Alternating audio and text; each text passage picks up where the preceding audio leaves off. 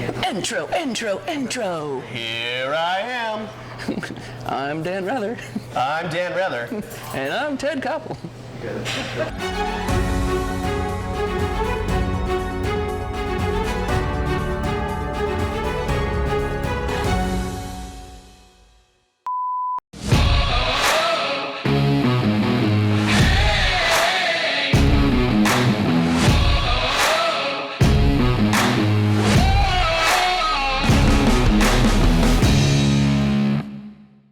Welcome back to Behind the Barrels. I'm Josh Stacy. And I'm Matt Burkhart. And today we're going to talk about Nitro beers. Cheers. Matt, what is a Nitro beer? Oh, that's so creamy. Oh, that was the grossest thing I've ever heard in my life. Well, a Nitro beer, I mean, really, should probably talk about, you know, the different gases that are in beer to begin with. Saying I jumped the gun. Well, no, I bit think, switch. yeah, you know, when we don't rehearse it, it just, you know, this is what we do. We'll do it live. Fuck it. Do it live. I'll write it and we'll do it live. I know. So, Matt, what is a typical beer comprised of as far as inert gases are concerned? Sure, yeah. Most beers served at a pub like ours, one of our craft beers, is going to be served with either straight CO2 or what we call beer gas, which is about 75% nitrogen, 25% CO2. That's the industry standards that are typically used throughout the industry. So there's a couple different ways we get the carbonation in a beer.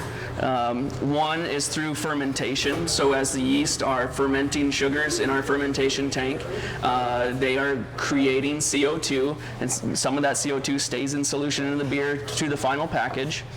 And then also we force carbonate, meaning we add extra CO2 in our bright tanks to bring the volume of CO2 up to that nice prickly CO2 bubbly feel. And then also we have a beer that is what we call nitrogenized, where we replace some of that CO2 with nitrogen gas.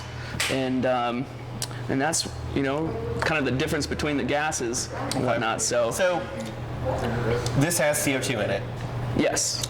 and it has nitrogen in it, versus other beers that just have CO2. Correct. Okay, I'm following. So, why is this different, or how does that make this different? I mean, you're talking about two different gases, right? Yes. But why are they different? How are they different? Sure. So with a normal draft beer product, you'll notice in the glass, you'll see lots of bubbles coming up from the bottom of the glass. That's CO2 rising. CO2 bubbles are much larger than nitrogen bubbles. And so you'll see, you know, in a CO2 beer, lots of CO2 bubbles rising, and then the head is usually a little more fluffier, a little more airier. You can see a lot more bigger bubbles in the head of the beer whatsoever. And on a nitro beer, what happens is there is CO2 in there, but it's at a kind of a lower level. The nitrogen actually helps to kind of remove some of the CO2 from solution, and that's what causes some of that cascading effect, which we'll get to in a minute. Okay. You know, that nitrogen helps the CO2 rise to the top of the glass, and the nitrogen, it's smaller than CO2 bubbles, and it really compresses all the CO2 bubbles in the head of the beer, and that's how you get this nice foam, nice smooth looking foamy head on a nitro beer. So is that why people think that nitro beer's flat, you think?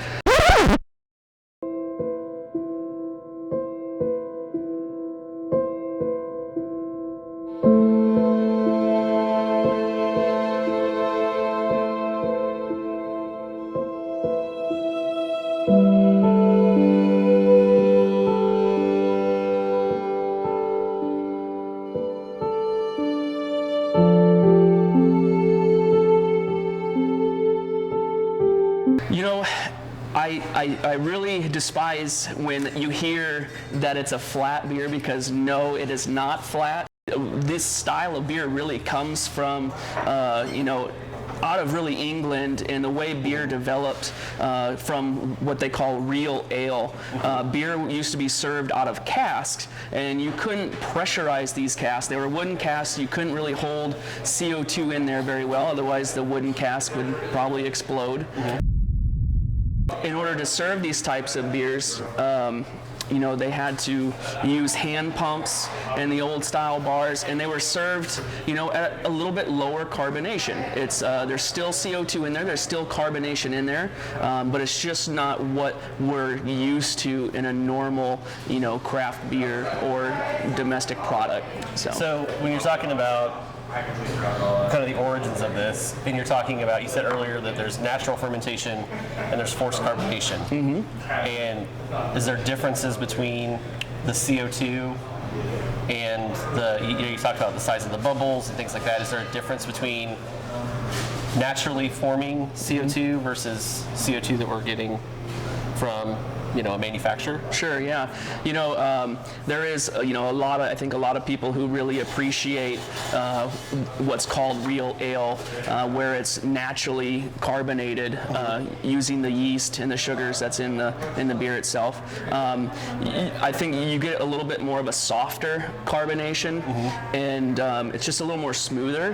Whereas when you add the what we call the forced carbonated CO2, it gets a little more a little more bitey. Yeah. I always tell people to think of like soda pop. Exactly. So because soda in that industry, they force carbonate because mm-hmm. there's not a natural fermentation that's happening, and so by doing that, you're also introducing carbonic acid, exactly. And that's the bite. Mm-hmm. And because in soda it's a higher volume of CO2, there's more CO2, which means there's more carbonic acid, versus what we're typically serving in a draft beer. And I think it's that bite, but it is different between that and a naturally fermented beer. Exactly. Okay. So now we're going to talk about how to pour a nitro beer. So as I mentioned earlier, there is a special type of faucet that we use in order to pour this, and it actually has two functions. When we start off pouring the beer, we're going to actually pull the handle forward, and then we're going to let this rest for a bit, and then we're going to finish it off. So there's a sequence of steps that typically you go through in pouring nitro beer, which is why bartenders love it when people order nitro beer after nitro beer after nitro beer. I'll see why in a minute. On a busy night. On a busy night. So to start off with, it's no different than any other beer. We're going to pull the handle forward. We're going to tilt our glass. We don't want anything touching the glass. And again, we're just going to let this pour. We're going to fill it about 2/3 of the way full. Try not to agitate, as best as we can. And then we're going to let it sit. So as it starts getting closer, we're going to tilt it back up. We get to about 2/3 of the way full. We're going to shut it off, and you're going to set it. Now, what's happening here, this is what Matt was referring to earlier in this cascading effect. So it is the CO2 trying to push through the nitrogen, which gives this really great, what we call cascading or kind of waterfall effect, which is really just a really cool thing that you get to do while pouring a beer. But you can also see on the top where you have this really nice tight head forming. You don't see bubbles. It's almost like it's a solid piece of foam. And that again is just because that nitrogen, those bubbles and that, at that level are just smaller and more compact, so you don't see a lot of individual bubbles. So now that it's cascaded up and we've got to that point, we're then just gonna pour, we're gonna keep the glass straight up and down now. We're not gonna tilt it, and we're gonna pour it and just basically top it off. We're gonna do this by pushing back on the faucet versus the pour forward, and then we're gonna just let it go when it gets to the top. It's not gonna, you'll see it's not gonna foam over. And there you go, man. Look at that. The proper pint. Well, if Guinness hears about us, I'd say that's a win. Yeah, we're good guys. Yeah, I mean, why not? What did we learn today? We learned that Eric is kind of a defective human. Yes, I would agree.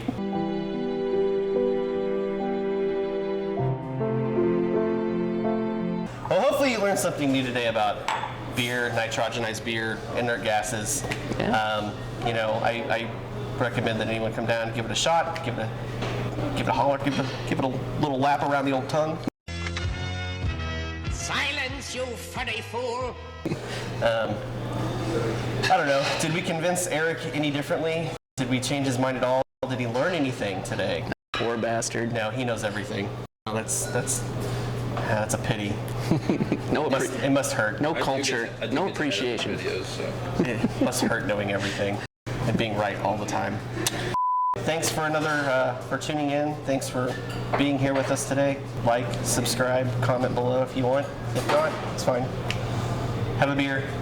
We'll see you next time. Cheers. Cheers. We did it! Yay! We did it! That light was never on, guys. I know. Last time, man, it was rough last time.